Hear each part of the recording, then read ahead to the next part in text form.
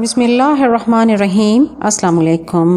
Welcome to my channel Urdu story centre. नए आने वालों से गुजारिश है कि चैनल को सब्सक्राइब कर दीजिए और बेल नोटिफिकेशन को ऑन कर दीजिए। पेश खिदमत है उर्दू नावल सदियों की बेटी का अगला हिस्सा। फिर महाराज मैं क्या करूं? मुझे कोई उपाय बताएं। साइका ने महाराज के पांव पकड़ लिए। सिर्फ एक साइका। महाराज ने आंखें बंद करके कहा, तुझे पूर्णिमा का खून करना होगा। हाँ, तुझे अपने सुहाग और अपनी ममता के लिए पूर्णिमा का खून करना पड़ेगा, अपने हाथों से। और साइका उसकी सूरत देखती रह गई। साइका के चेहरे पर जर्दी खंडी हुई थी और वो फटी फटी आंखों से नैनवा को देख रही थी। नैनवा महाराज ने आंखों को बंद कर लिया था। उनके कान बेचैनी से साइका के अल्फाज सुनने के लिए बेकरार थे। अब बात सिर्फ पूर्णिमा की नहीं थी, बल्कि खुद इनकी जिंदगी खतरे में थी। साइका इनके लिए जहरीली नागन बन गई थी और चोट खाई हुई नागन जब वार करती है तो उसके कांटे का मंतर नहीं होता। नैनवा महाराज इस बात से बखूबी वाकिफ थे। उन्हें वो वक्त याद आ गया जब साइका ने कहा था कि वो उनकी कचा चटा खोल देगी। नैनवा महाराज सचमुच घबरा गए थे। अगर साइका ये राज तश्त अज़बाम कर देती तो फिर कहीं इनका ठिकाना ही ना चला जाता। अगर गुरु महाराज यानी पूर्णिमा इनकी मदद ना करती तो महाराज शायद अब तक महल छोड़कर भाग निकलते, और वो महल किसी कीमत पर नहीं छोड़ना चाहते थे। दुनिया भर के आराम मुहैया थे, ना सही रानियाँ दासियाँ ही कौन सी कम हसीन थीं। ये ठीक है कि कहीं भी अभी दाल नहीं गली थी, लेकिन अगर गुरुजी खुश हो गए तो ये काम कौन सा मुश्किल है।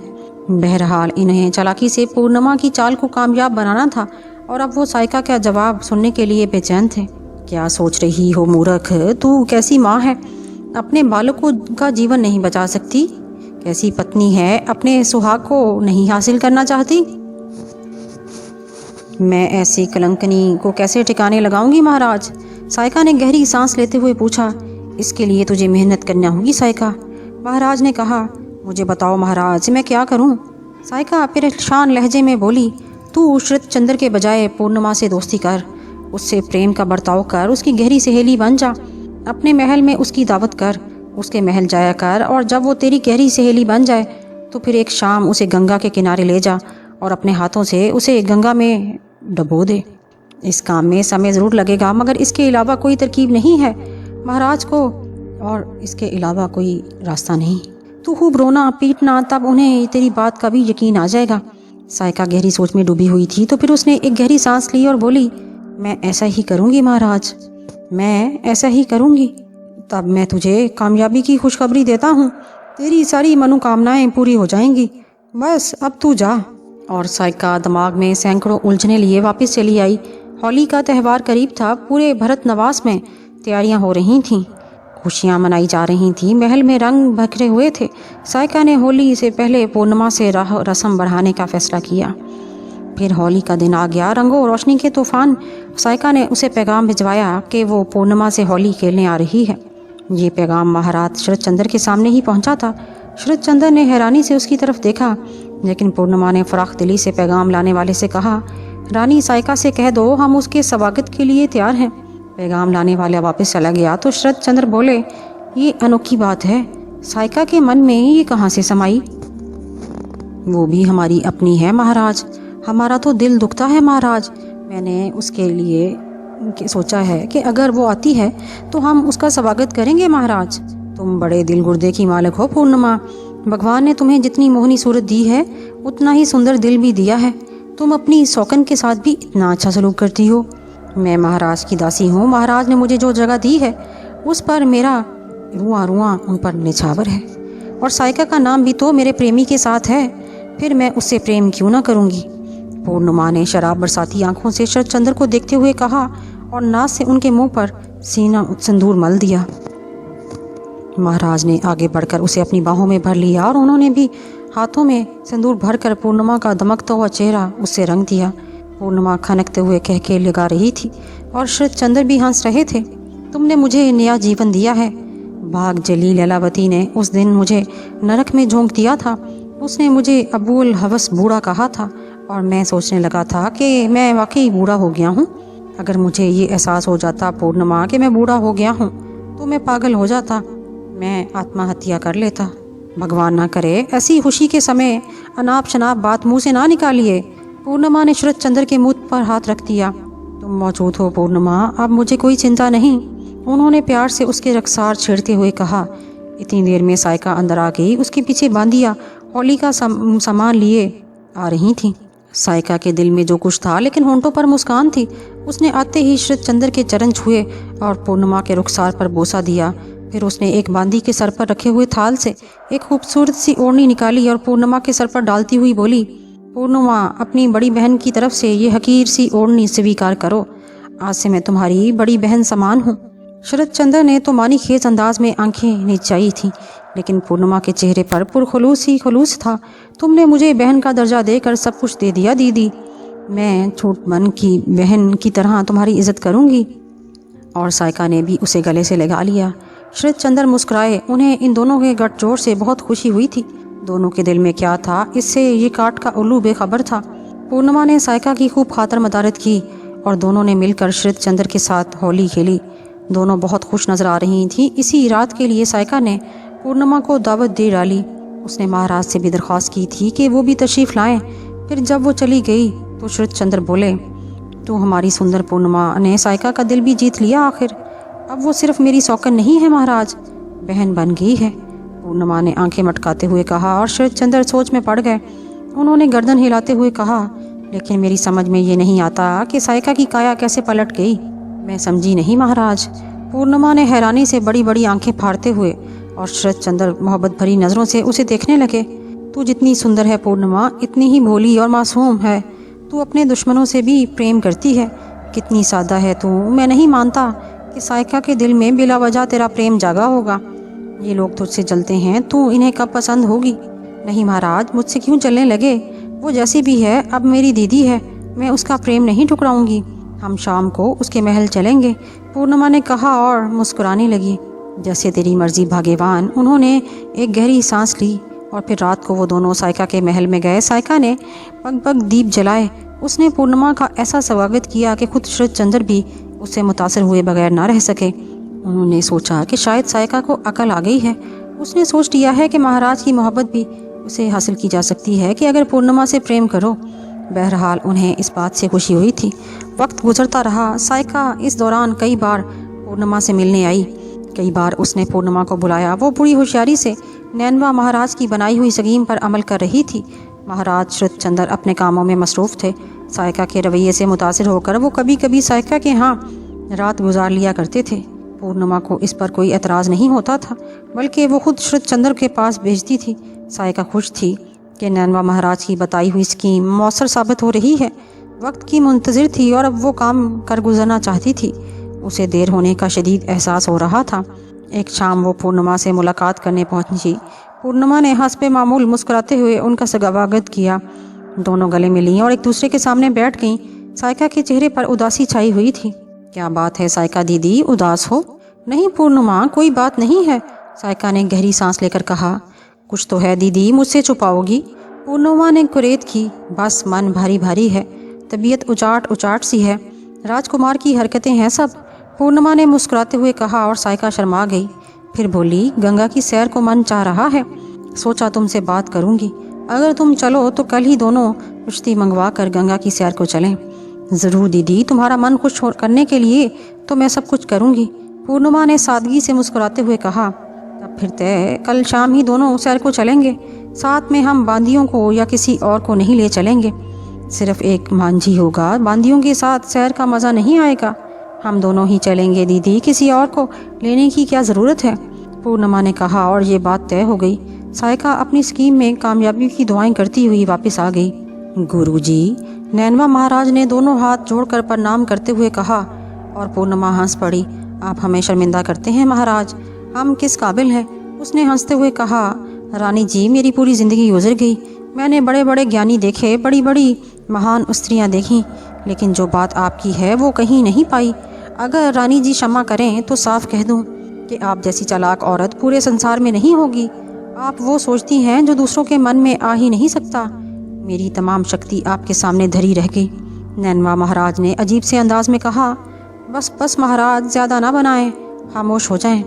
दास खामोश है रानी जी, लेकिन जब कभी तन्हाई में आपके बारे में गौर करता हूँ तो सोचता हूँ कि भगवान ने क्या सोचकर आपको बनाया था। साइका की धमकी से तो मेरी जान निकल रही थी कि ऐसे में मुझे गुरुजी याद आए और मैंने सोचा कि गुरुजी के पास इसका उपाय ज़रूर होगा। पूर्णिमा हंसती रही, फिर थोड़ी देर के बाद संजीदा होकर बोली, वक्त आ गया है।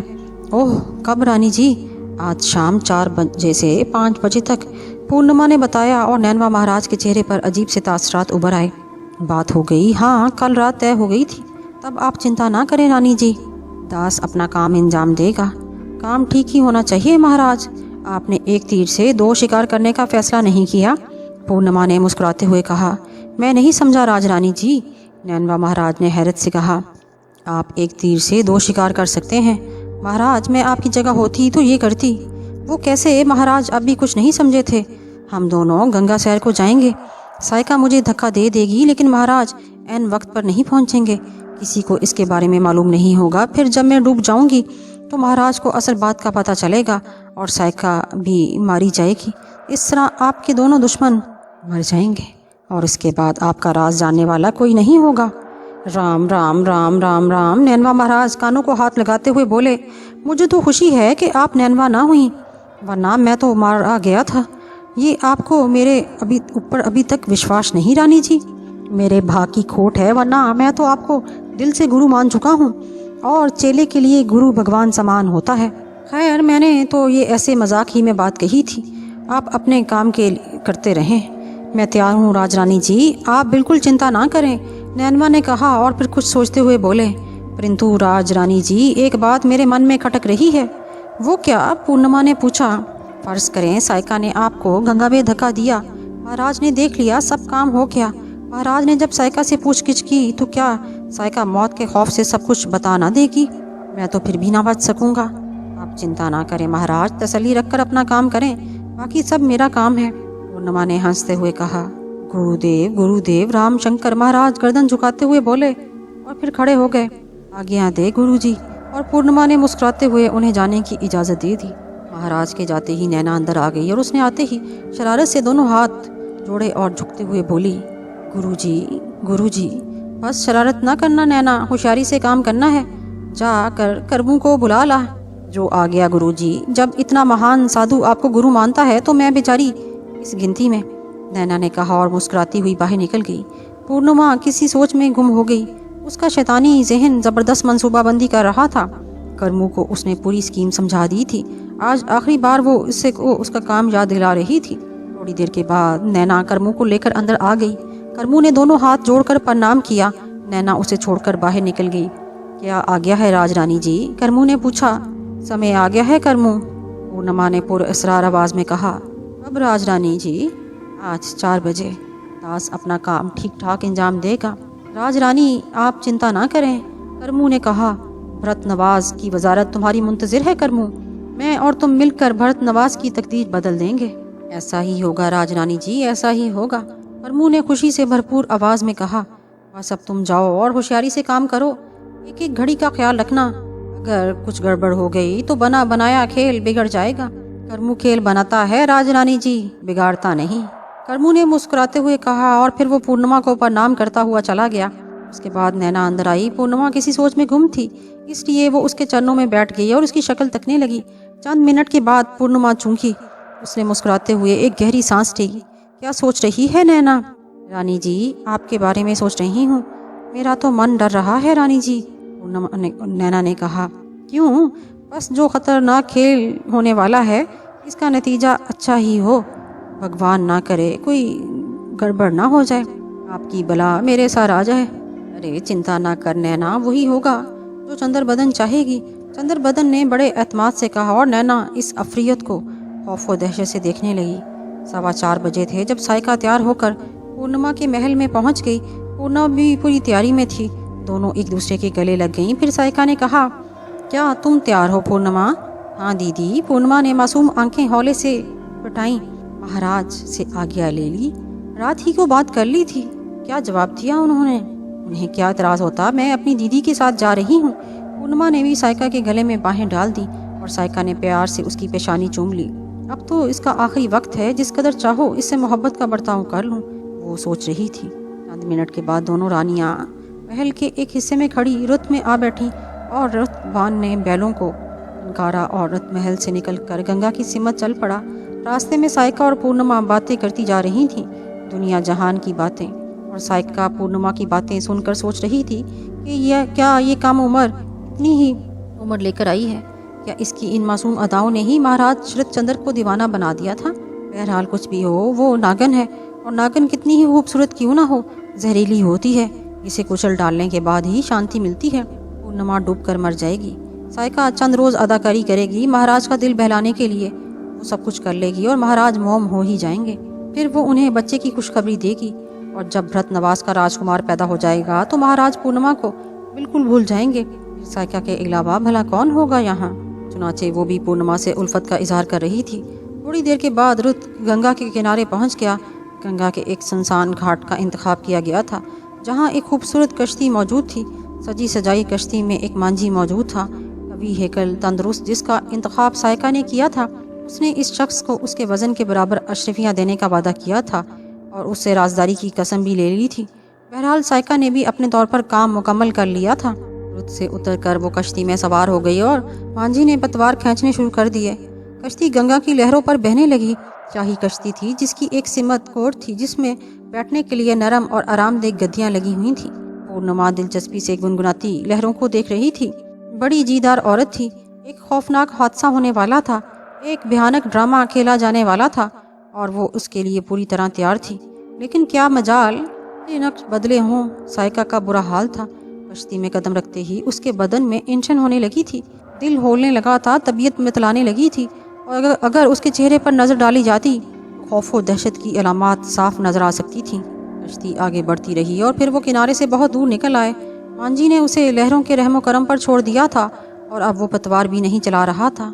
क्या सोच रही हो दीदी, पूर्णिमा ने सायका को मुखातिब किया और सायका उछल पड़ी। कुछ नहीं, कुछ भी तो नहीं, उसने खुश्क हलक को तर करते हुए कहा। उन ख्वार शक्ल वाले मांझी ने पलटकर इन दोनों को देखा और सायका का चेहरा फक हो गया। तुम्हारी तबीयत ठीक नहीं है दीदी, चलो वापस चलें। मांझी कश्ती मोड़ लो। पूर्णिमा ने कहा। नहीं नहीं, मेरी तबीयत ठीक है, मेरी तबीयत। मांझी जल्दी करो, जल्दी करो। सायका चढ़ते हुए सांसों पर काबू पाते हुए बोली और मांझी उठ खड़ा हुआ। उसका मजबूत बदन साफ झलक रहा था। पूर्णिमा उसे देखने लगी। अचानक सायका भी उठ खड़ी हुई। उसके चेहरे का रंग बदल गया था, आंखों में दीवानगी नजर आने लगी। तूने मेरा सुहाग लूट लिया। चंडाल, तू मेरे बालक को भी खत्म करना चाहती है, मगर अब तेरा आखिरी समय है। मैं तुझे। उसने पूर्णिमा के बाल पकड़े। दीदी, अरे दीदी, पूर्णिमा जोर से चीखी। दीदी तुम्हें क्या हो गया। वो सायका से बाल छुड़वाते हुए बोली, लेकिन इसी वक्त ताकतवर मांझी ने पीछे से उसे पकड़ लिया और दूसरे ही लम्हे पूर्णिमा पानी में पड़ी थी। उसने एक दहशतनाक चीख मारी, लेकिन अपनी कामयाब चीख पर वो मुस्कुरा रही थी और उसकी चीख के साथ ही एक और चीख काफ़ी फासले से सुनाई दी जो पूर्णिमा के कानों तक पहुंच गई। उसने इत्मीनान से पानी में गोता लगाया और नीचे ही तैरने लगी। गांव में उसने तालाब में तैरने की खासी मशक की थी और वो एक अच्छी तैराक थी। शरतचंद्र दरबार में मौजूद थे। आज दरबार खास था। रियासत के ज़रूरी अमूर पर बहस हो रही थी और शरतचंद्र इस बहस में मसरूफ़ थे। इस दरबार में गैर मुतल्लिक लोगों को आने की इजाज़त नहीं थी, लेकिन नैनवा महाराज की बात दूसरी थी। इन्हें महल के किसी भी हिस्से में किसी भी वक्त आने की इजाज़त थी। चुनाचे वो आंधी और तूफान की तरह अंदर दाखिल हुए। शरतचंद्र और दूसरे लोग चौंक पड़े। नैनवा महाराज का चेहरा भभूका हो रहा था। वो तकरीबन दौड़ते हुए शरतचंद्र के पास पहुंचे। शरतचंद्र के करीब पहुंचकर उन्होंने लरजती हुई आवाज में कहा, दरबार बंद कर दें शरतचंद्र, तेरी दुनिया खत्म हो रही है। जल्दी कर, उठ यहाँ से, जल्दी उठ जा शरतचंद्र। उन्होंने बाजू पकड़कर उसे खड़ा कर दिया। महाराज शरतचंद्र बुरी तरह उछल पड़े। दूसरों के चेहरे भी खौफ से फैल गए। क्या बात है महाराज, क्या हो गया। शरतचंद्र बहुत हवासी से बोले, तू जीता नहीं रहेगा शरतचंद्र, मेरी बात सुन, अकेले में मेरी बात सुन। महाराज नैनवा अदाकारी की इंतहा पर पहुंचे हुए थे। शरतचंद्र उन्हें लिए हुए दरबार हॉल ही के कोने में पहुंच गए।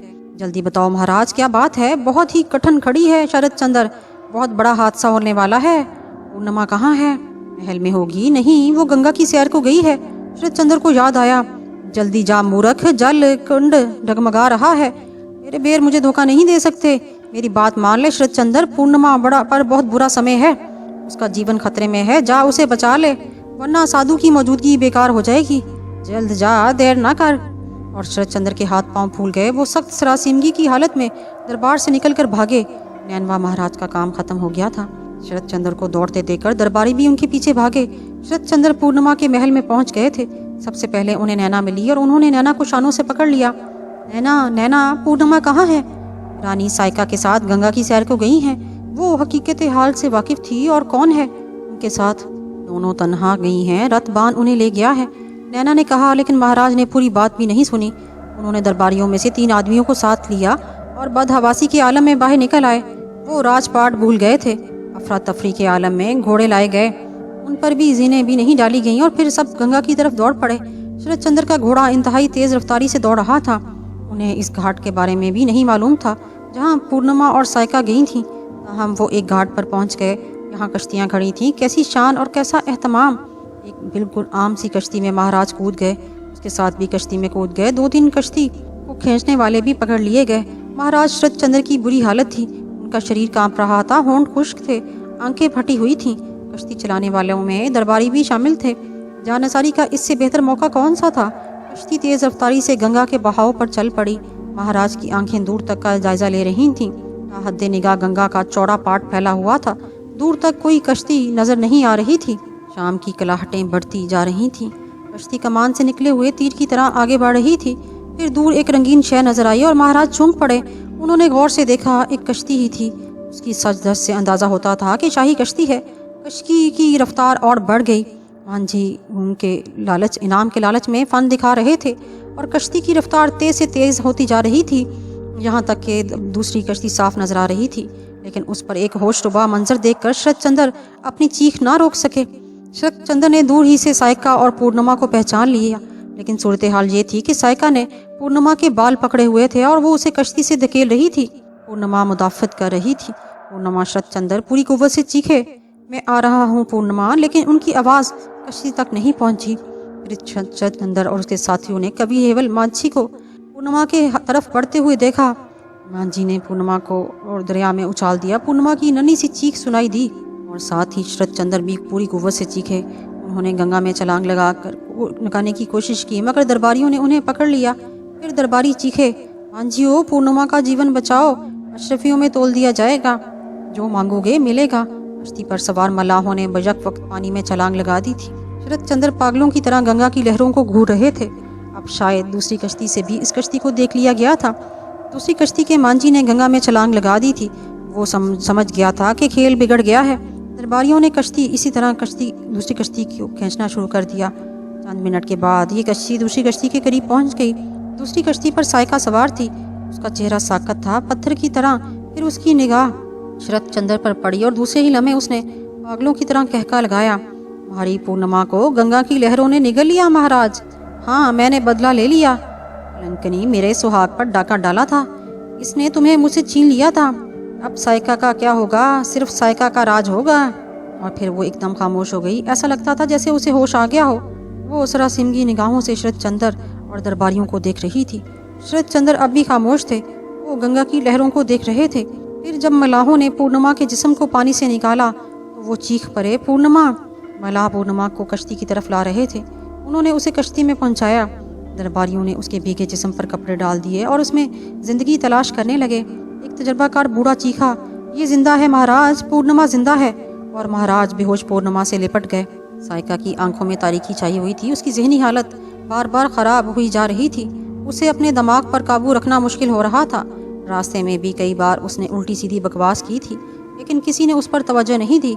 उसे अपने दिमाग पर काबू रखना मुश्किल हो रहा था। उसे एहसास था कि वो खुद ही अपने जुर्म का इंकशाफ कर चुकी है और अब बात संभाले नहीं संभलेगी।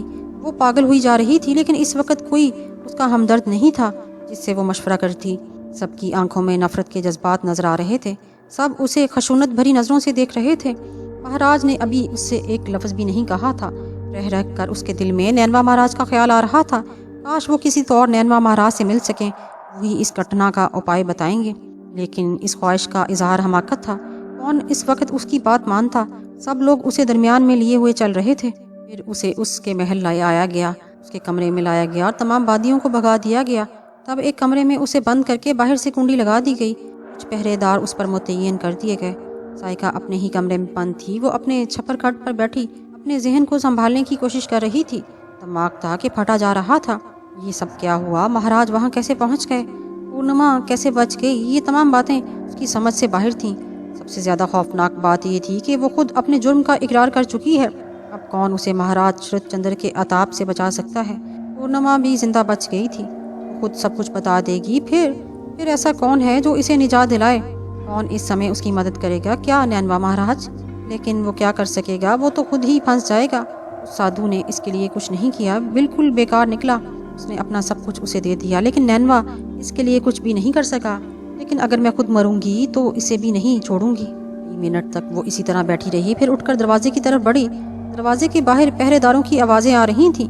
फिर अचानक दरवाजे पर 3 बार दस्तक सुनाई दी और वो दरवाजे की तरफ देखने लगी। लेकिन दस्तक इसके लिए नहीं थी जिसके लिए थी। वो छप्पर खट के नीचे से निकल रहा था। एक मुंह था जिसके मुंह पर कपड़ा लिपटा हुआ था। उसके हाथ में साइका का ही खंजर था। नोकदार और तेज चमकदार खंजर। साइका को अपने कमरे में किसी की मौजूदगी का एहसास हुआ तो बहुत देर हो चुकी थी। करमू उसके सर पर पहुंच गया था। साइका ने उसे देखा और दहशत से चीख पड़ी, लेकिन इस चीख करमू के चौड़े हाथ से दब गई। करमू का दूसरा हाथ आगे बढ़ा जिसमें खंजर था और वो उस लम्हे खंजर साइका के दिल में पेबस कर गया।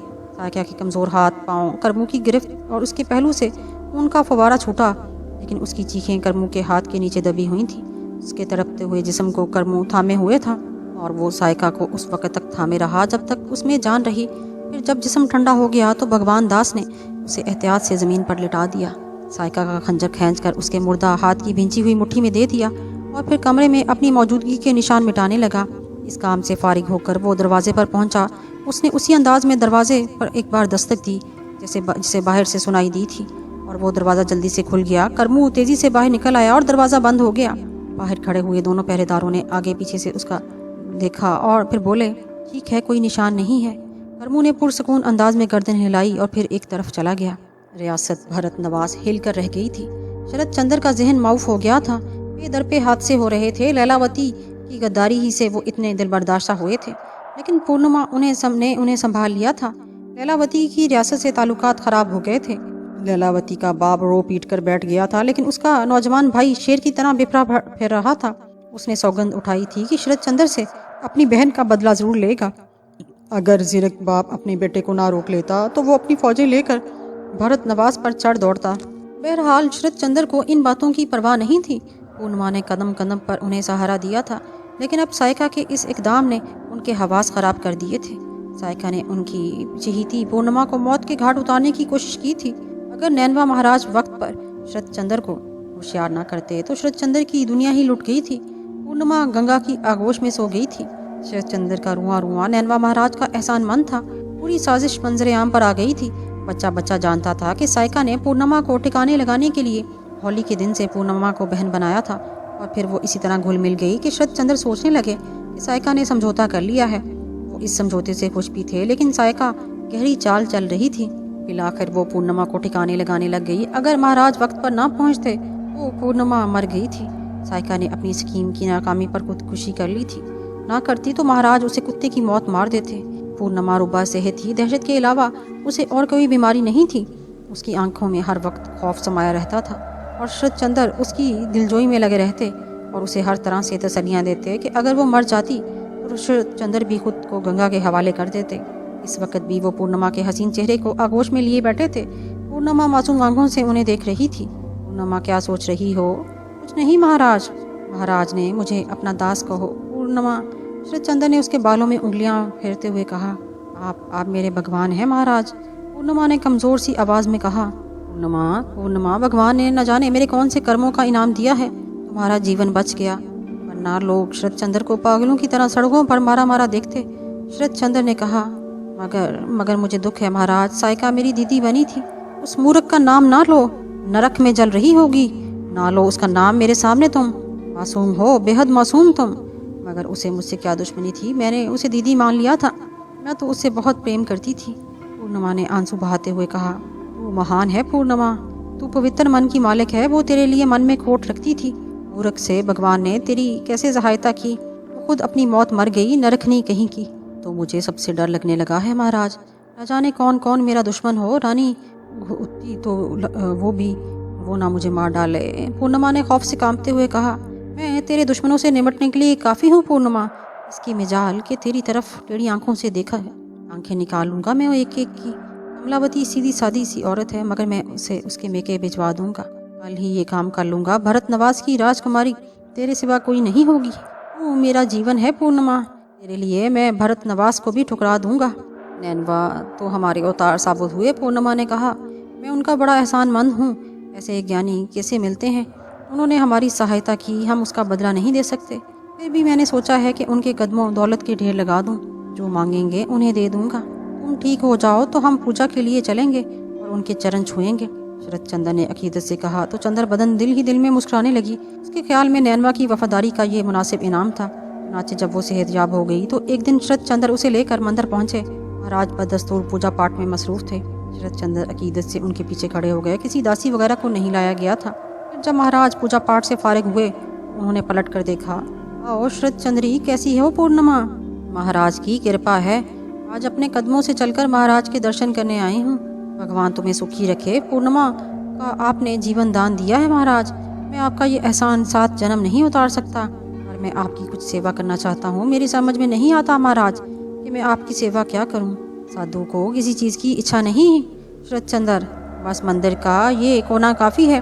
इसमें ज़रूरत होगी मैं तुझसे मांग लूँगा, नैनवा महाराज ने कहा। और शरद चंद्र का दिल अकीदत से भर गया। काफ़ी देर तक शरद चंद्र और चंद्र बदन नैनवा महाराज के चरणों में बैठे रहे। फिर उनसे इजाज़त लेकर वापस चले आए। पूर्णिमा अब बिल्कुल सेहतयाब हो गई थी और शरद चंद्र उनका भी एतदाल पर आ गया था। चुनाचे उन्होंने भी अपने बहुत से अरसे पर अपना काम फिर से शुरू कर दिया। वही रोज़मर्रा के मामूलात। खुद पूर्णिमा के दिमाग से तमाम तर बोझ उतर गए। मतला बिल्कुल साफ हो गया था और अब उसका जहन आइंदा इक़दामात पर गौर करने लगा था। इस वक्त भी वो बैठी कुछ सोच रही थी कि नैना आ गई। पूर्णिमा उसे देखकर मुस्कुरा उठी। सच सच अब नैना उसे दिल से पसंद थी। बड़ी वफादार लड़की थी। सिर्फ 2 आदमी इसके भरोसे के थे, जिनमें सरफहरिस्त नैना थी। दूसरे नंबर पर नैनवा महाराज आते थे। नैनवा महाराज को उसने अपनी मुट्ठी में दबोचा हुआ था, इसलिए वो उन पर मुकम्मल भरोसा नहीं करती थी। लेकिन नैना फितरतन वफादार थी। इस मौके पर उसने साबित कदमी का सबूत दिया, इसलिए चंद्र बदन इसकी तरफ से मुतमईन हो गई थी। रह गया करमू तो वो एक जराइम पेशा शख्स था और दीवान बनने के लालच में ये सब कुछ कर रहा था। आओ नैना, चंद्र बदन ने मुस्कुराते हुए कहा। राज रानी की मुस्कुराहट पर कुर्बान हो जाऊं। नैना उसके कदमों में बैठते हुए बोली, क्या हाल है? ठीक हूँ रानी जी। सब ठीक हो गया ना नैना? हाँ, भगवान की कृपा है।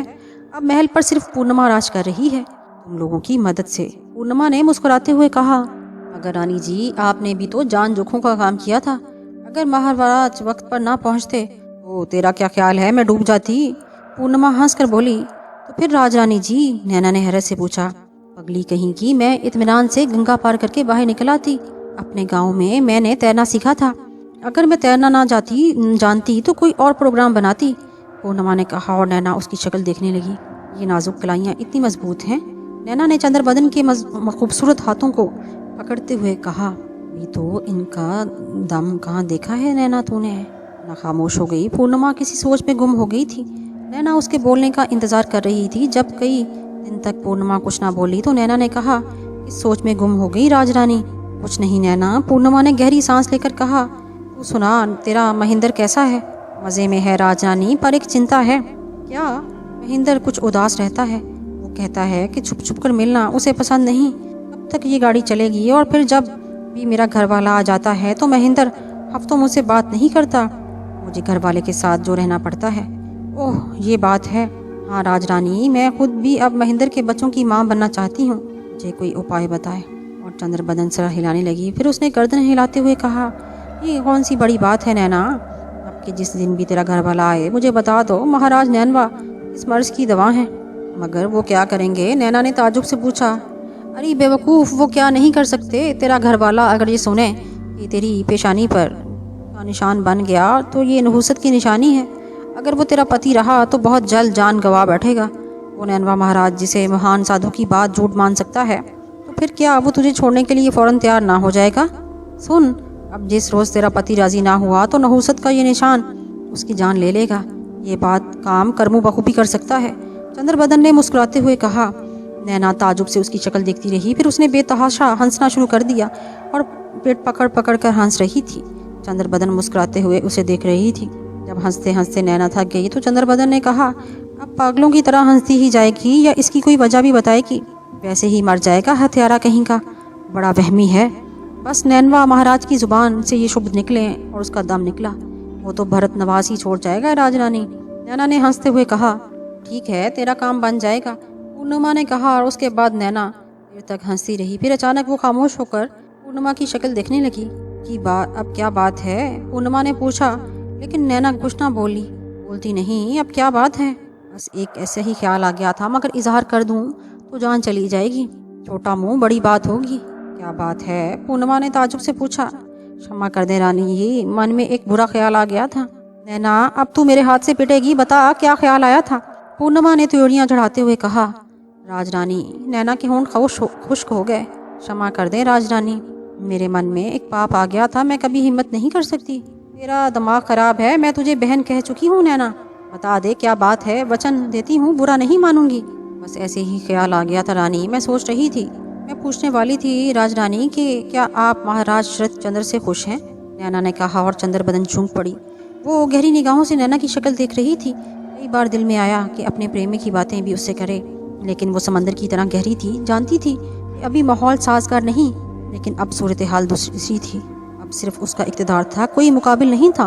और फिर नैना जैसी राजदार, जो इसका राज रखने के लिए अपनी जान भी दे सकती है, इसे कोई बात कही खोया अंधे कुएं में डाल दी।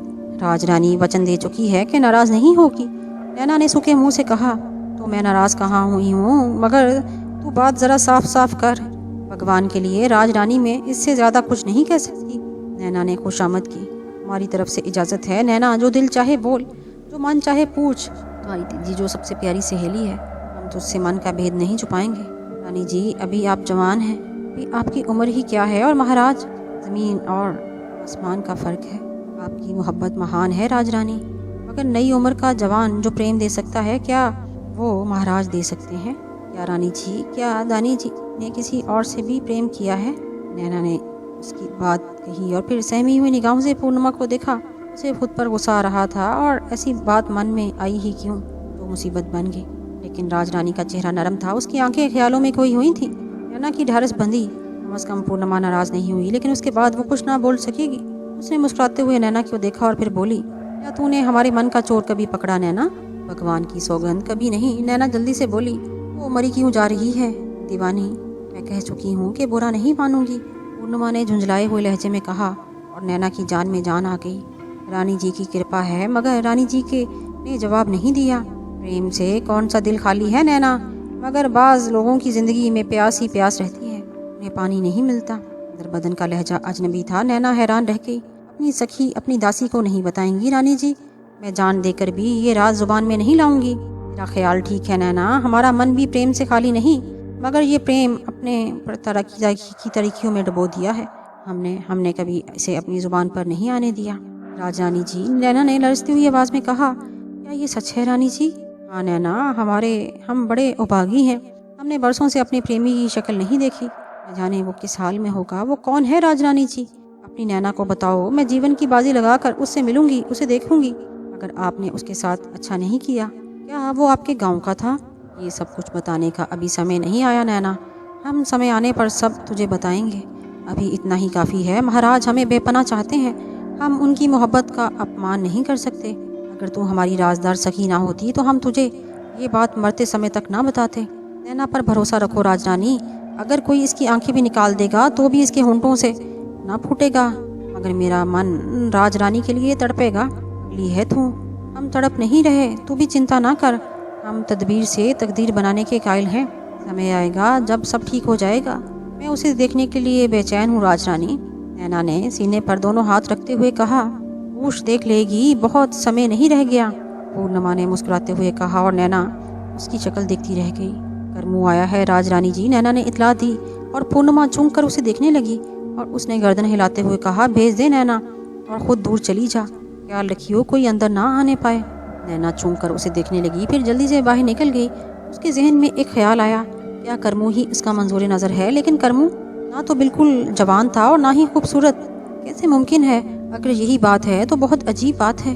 पूर्णिमा जैसी सुंदर रानी वो तो एक से एक हसीन जवान जीवन दान कर सकता है, फिर ये करमू ही क्यों? उसने गौर किया तो उसका ये ख्याल मजबूत बिल्कुल मोम हुआ। करमू ने पूर्णिमा के लिए बहुत कुछ किया था, लेकिन पूर्णिमा उसे इसका मुआवजा भी देती रही है। खुद नैना के हाथों उसने करमू को बहुत कुछ दिया है। नहीं नहीं, वो करमू नहीं हो सकता। बहरहाल वो एक हद से आगे नहीं बढ़ सकती थी। उससे बाहर निकल कर करमू को अंदर भेज दिया। थोड़ी देर के बाद करमू पूर्णिमा के सामने था। उसने अदब से पूर्णिमा को प्रणाम किया और उसने मुस्कुराते हुए जवाब दिया, सुनो भगवान दास, कैसे आए? इसी चीज़ की ज़रूरत है। राजरानी की कृपा है से सब कुछ मौजूद है। मैं राजरानी को उनका वचन याद दिलाने आया हूँ। उम्र बीती जा रही है राजरानी जी, अब आप अपना वचन पूरा कर दें। आप देखेंगी कि करमू आकर भरत नवाज की किस्मत बदल देगा, महाराज का बहुत सा बोझ बांट लेगा। पूर्णिमा ने गर्दन हिलाई। बैठ जाओ करमू। और करमू बैठ गया। बेशक तुमने हमारे लिए जो कुछ किया है उसका में मिलना सिला ज़रूर मिलेगा। हम अपना वचन ज़रूर पूरा करेंगे, लेकिन इसके लिए भी तुम्हें ही काम करना होगा। मैं सब कुछ करने को तैयार हूँ रानी जी, करमू ने हाथ मलते हुए कहा। अब तुम्हें मंत्री जी की गद्दी खाली करनी होगी, जिस तरह महारानी आज्ञा दे। दीवान जी कपूर किस किस्म का आदमी है तुम जानते हो? जैसे मंत्री होते हैं राजरानी जी। क्या उसने कोई स्त्री रखी हुई है? उसकी अपनी स्त्री ही राजरानी जी, मगर उसने एक बेवा से भी ताल्लुकात बनाए हुए हैं। आशा उसके महल ही के एक हिस्से में रहती है। वो आशा बेवा है? हाँ राजरानी जी, महाराज को उसके बारे में मालूम है।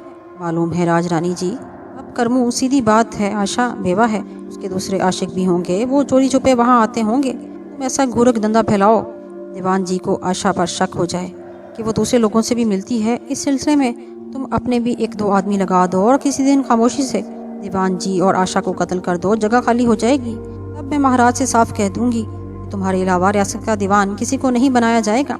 राजरानी की जय हो, बहुत अच्छा प्रोग्राम है। महाराज राजरानी की बात कभी नहीं टालेंगे। करमू जीवन भर राजरानी के चरण धो धो कर पिएगा। करमू ने खुशी से कांपते हुए कहा, तुम मंत्री बनने के लायक हो करमू। तुमने भी तो हमारे लिए बहुत कुछ किया है। दास को आपने बहुत कुछ दिया है रानी जी। ये तो मेरा फर्ज था, जो सब मैंने आपके लिए किया है। अब मैं आज्ञा चाहता हूँ, अपना करके ही आपकी सेवा में हाजिर होऊंगा। नहीं करमू, मुझे इतला देते रहना ताकि मैं अपना काम भी जारी रखूं, बल्कि जिस तरह तुम काम करो उस दिन ही मुझे बताना, फिर कोई गड़बड़ ना हो। सही होगा रानी जी, करमू ने कहा और फिर वो प्रणाम करके बाहर निकल गया। उसके होंठों पर जहरीली मुस्कुराहट फैल रही थी। फिर उसने जेरे लब कहा, ठीक है, तुम पर भी ज़्यादा भरोसा नहीं किया जा सकता करमू, मैं तुम्हें मंत्री ज़रूर बनवाऊंगी। और फिर उसने रैना को बुलाने के लिए गांव भिजा दिया। 5 मिनट के बाद रैना अंदर आ गई। आशा दर हकीकत तवाइफ थी, एक आतश नफ्स औरत। जीवन कपूर ने गो उसे मुस्तकबिल के तौर पे अपना बना लिया था, लेकिन जहनी तौर पर वो जीवन कपूर से मुतमईन नहीं थी। दीवान जीवन कपूर भी भरत नवाज अयाश राजा की तरह याश फितरत था। नई नई औरतें आती रहती थीं और जब कोई ना होता था तो 30 साल की ये तवाइफ बेहद हसीन थी। बहुत से जवान इसके मतवाले थे। कभी कभी किसी को नवाज भी दिया करती थी, लेकिन चोरी छुपे उसने मुस्तकिल तौर पर भी एक नौजवान रखा हुआ था। ये राजेश्वर था, हट्टा कट्टा सुर्खो सफ़ेद पहलवान। वो बज़ाहिर आशा का नौकर था, लेकिन दर हकीकत उसका लाडला था। उसका काम आला खुराक खाना और दंड निकालना था। बात ज़रूरत के वक्त उसकी ड्यूटी आशा की ख्वाबगाह पर लग जाती। आशा के अलावा उसने किसी औरत की तरफ नज़र उठाकर भी नहीं देखा था, लेकिन जब एक हसीन नारी उससे मिलने आई, उसने राजेश्वर से लगावट की बातें की तो राजेश्वर उससे मुतासिर हुए बगैर ना रह सका। क्या नाम है तेरा सुंदरी? मकेश। तू राजेश्वर है ना? हाँ, तू मुझे कैसे जानती है? बहुत दिनों से तुझे जानू हूँ रे। तू तो बस आशा का होकर रह गया। ऐसी बातें ना कर सुंदरी, मैं आशा का नौकर हूँ। शक्ल से तू राजा लगे है। कौन मूर्ख तुझे नौकर कहे है? कहाँ राजा, कहाँ हम? मुखलाल ने ठंडी सांस भरकर कहा, पर मेरे मन के राजा तो तुम ही हो, मकेश ने कहा और मुड़कर चल दी। राजेश्वर हक्का बक्का रह गया और फिर वो चौंका और मकेश के पीछे दौड़ा। सुन सुंदरी, सुन, तू मेरी बात तो सुन। कल उसी जगह मकेश ने कहा और दौड़ती हुई चली गई। राजेश्वर दिल थाम कर रह गया था। मकेश ने काफ़ी फासला तय किया और फिर वो राजमहल के हुक्मी सिमत से अंदर दाखिल हो गई। उसने चौड़ी रविश तय की और थोड़ी देर के बाद वो पूर्णिमा के सामने थी। पूर्णिमा उसे देखकर मुस्कुराई। क्या रहा नैना? पूर्णिमा ने पूछा। ये मर्द नीच जात बड़े ही नदीदे होते हैं। राजरानी राजेश्वर महाराज फंदे में फंस गए। कल मिलने जाऊंगी। एहतियात रखना नैना, बड़ी होशियारी से काम करना है। करमू बेहद चालाक इंसान है, उसकी निगाह तुम पर ना पड़ जाए। नैना पर भरोसा रखें राजरानी जी, जैसा कहेंगी वैसा ही होगा, नैना ने कहा और पूर्णिमा मुस्कुराने लगी। भरोसा ना होता तो इतना बड़ा काम तुझसे ना करवाती। वैसे इसके बारे में जैसा सुना था वैसा ही है वो, उससे भी कुछ ज्यादा है रानी जी। उसके मोटे मोटे हाथ पांव देखकर पता चले है। पूर्णिमा किसी सोच में डूब गई, फिर बोली, ठीक है, आज का काम खत्म, महाराज आते ही होंगे। और नैना मुस्कुराती हुई बाहर निकल गई। करमू ने अपना काम शुरू कर दिया था। मुसलसल दीवान जीवन कपूर के पीछे लगा हुआ था। उसकी एक एक हरकत पर निगाह रखता था। कई बार वो जीवन कपूर के पीछे आशा की खौफगाह तक भी गया। वो सिर्फ मौके का मुंतजिर था। वो चाहता था कि किसी मौके पर जीवन कपूर को आशा की खौफगाह पर ही कत्ल कर दे और इस कत्ल को ऐसा रंग दे जैसे आशा के आशिकों ने जीवन कपूर को कत्ल कर दिया हो। जल्द से जल्द ये काम कर लेना चाहता था और वो उसके लिए सिर्फ सिचुएशन का जायजा ले रहा था। यूँ तो वो ये काम किसी भी वक्त कर सकता था। इस जैसे इंसान के लिए ये कोई बड़ी बात नहीं थी, लेकिन फिर भी दीवान जी का मामला था। वो कोई ऐसा कमज़ोर पहलू नहीं छोड़ना चाहता था जिससे उस पर शुबा किया जा सके। बहरहाल 1 हफ्ते की तगदो के बाद उसने पूरी पोजीशन समझ ली और फैसला कर लिया कि दूसरी रात जीवन कपूर और आशा की ज़िंदगी की आखिरी रात होगी। लेकिन वादे के मुताबिक रानी पूर्णिमा को भी बताना था। चुनाचे दूसरे दिन सुबह वो पूर्णिमा की खिदमत में हाजिर हो गया। पूर्णिमा ने हस्बे मामूल उसका खैर मकदम किया था। क्या हाल है करमू? कृपा है राज रानी जी, आज रात मैं अपना काम कर रहा हूँ। करमी ने कहा, खूब, इसका मतलब है कल का दिन हंगामी होगा करमू। तुम अपना काम करो, मगर रात को किस वक्त? 12 बजे के समय राज रानी जी। ठीक है, मैं तुम्हारी कामयाबी का इंतजार करूंगी, पूर्णिमा ने कहा, लेकिन उसकी आंखों से उबलता हुआ जहर किसी ने नहीं देखा था। राजरानी, नैना ने मोहब्बत भरे लहजे में कहा, बाहर कोई मौजूद तो नहीं? कोई नहीं है राजरानी जी, मगर बात क्या है? राजरानी जी कुछ।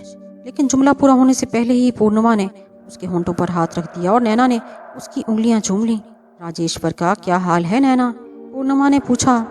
ठीक है राजरानी जी, रंग पर आ गया है, हर वक्त एक ही रट लगाए रखता है, नैना ने शर्माते हुए कहा। तूने क्या जवाब दिया? पूर्णिमा ने उसे संजीदगी से देखते हुए कहा। क्या जवाब दूं? पापी को बस चालाकी से टाल देती हूँ।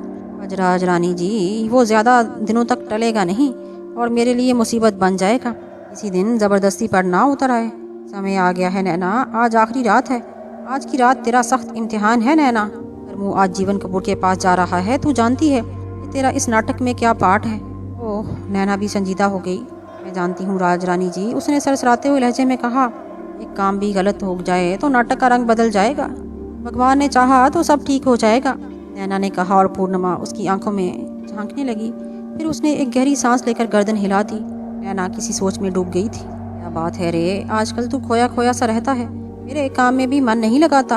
आशा ने राजेश्वर की चौड़ी पुष्ट पर हाथ मारते हुए कहा और राजेश्वर चौंक पड़ा। वो उसकी पिंडलियां दबा रहा था, सफ़ेद सफ़ेद संगे मरमर से तराशी हुई पिंडलियां, जिन्हें दबाते हुए राजेश्वर का चेहरा सुर्ख हो जाता था और आंखें लाल अंगारे की मानिंद। और आशा हमेशा उसकी इस कैफियत से मसरूर हो जाती थी। उसे अपनी नस्वानियत की दिलकशी पर गरूर होने लगता था और फ़ख्र से उसका सीना चौड़ा हो जाता था। वो राजेश्वर को ज़्यादा से ज़्यादा तड़पाती और जब वो बेकाबू हो जाता तो खुद को उसके हवाले कर देती थी। आज भी राजेश्वर के हाथ आशा की चिकनी पिंडलियों पर फिसल रहे थे, लेकिन उसका दिल कहीं और था। आज इन पिंडलियों की चकनाहट का एहसास नहीं था। आज उसके चेहरे पर ना तपश थी ना सुर्खी, वो कहीं और खोया हुआ था और ये कैफियत पिछले कई दिनों से थी। आशा महसूस किए बगैर ना रह सकी। उसने राजेश्वर से सवाल कर ही दिया। राजेश्वर अजीब अंदाज से उसका चेहरा देखता रहा और एक सीधा साधा सा नौजवान था, कपट से उन्हें कहते आते थे। उसने गहरी सांस ली और बोला, नाराज तो नहीं होगी देवी जी? नहीं, क्या बात है? मुझे प्रेम हो गया है देवी जी, मैं अब उसके बिना नहीं रह सकता। भगवान के लिए उसके संग मेरे फेरे करा दो।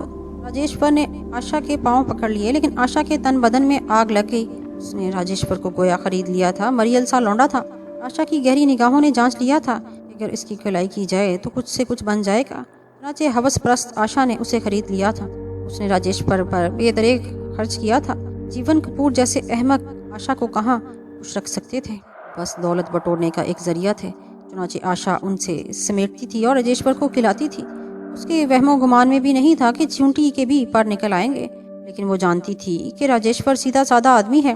खुद उसने किसी नारी की तरफ बढ़ने की कोशिश नहीं की होगी, फिर वो कौन है जिसने आशा के दिल को साफ करने की कोशिश की थी? नाचे राजेश्वर पर बरसने के बजाय उसने चालाकी से काम लिया और उसी अंदाज में बोली, पर वो कौन है रे? कुछ अता पता तो बता रे।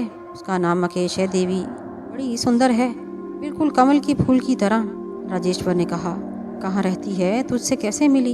ये सब मुझे नहीं मालूम देवी जी, बस जहाँ आई थी सराती रहती है। वो मुझसे प्रेम करती है देवी जी।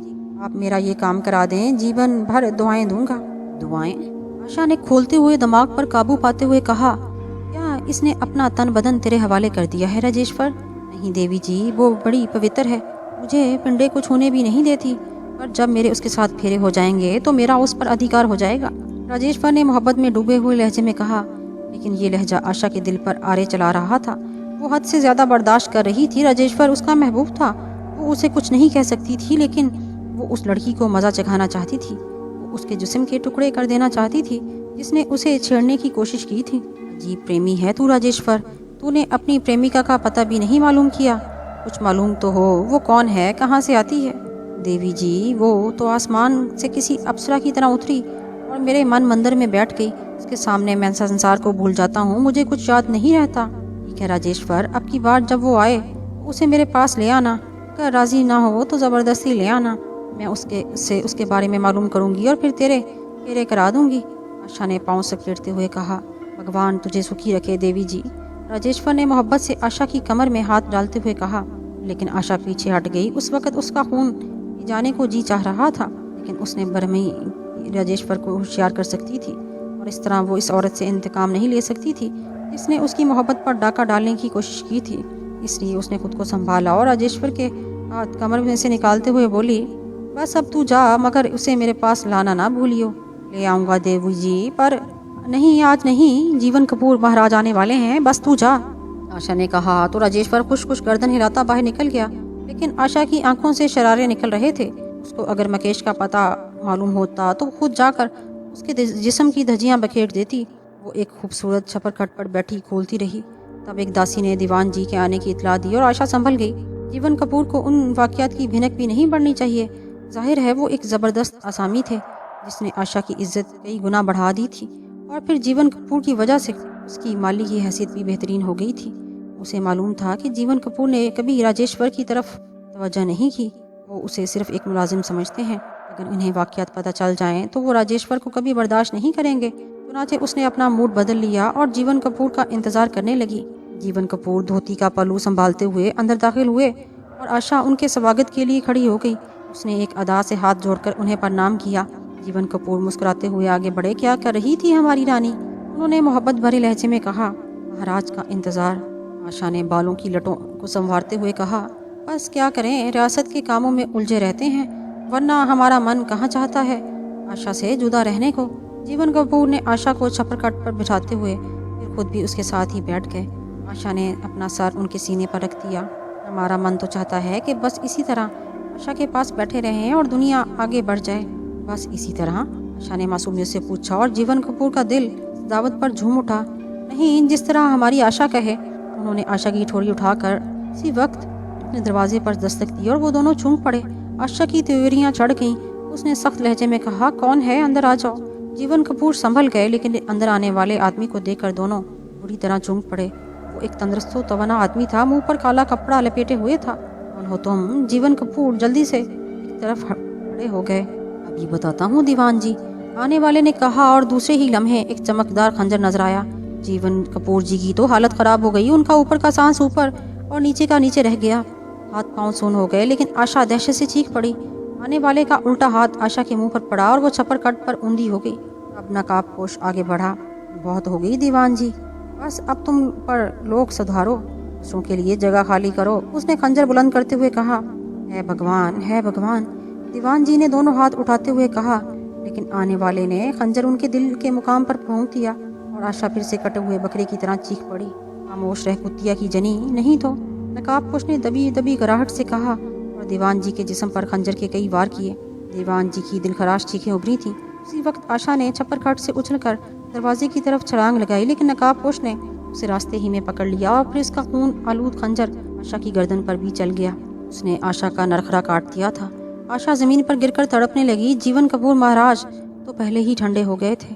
चेहरे पर कपड़ा बांधे हुए शख्स ने मुस्कुराते हुए कपड़ा खोल दिया और हकारत से जीवन कपूर की तरफ देखते हुए बोला, क्षमा करना महाराज, इक़्तिदार हासिल करने के लिए ये सब कुछ करना होता है। अब रियासत का दीवान करमू होगा। और फिर वो मुस्कुराता हुआ दरवाजे की तरफ पलटा और उसने उस वक्त एक और शख्स को अंदर आते हुए देखा। वो उछलकर पीछे हट गया। देव कामत इंसान के हाथ में एक चमकदार गंडासा था। कर्मू ने अपना खंजर सामने कर लिया जिससे खून टपक रहा था। आशा के कमरे से निकलकर राजेश्वर बाहर बाग में आ गया।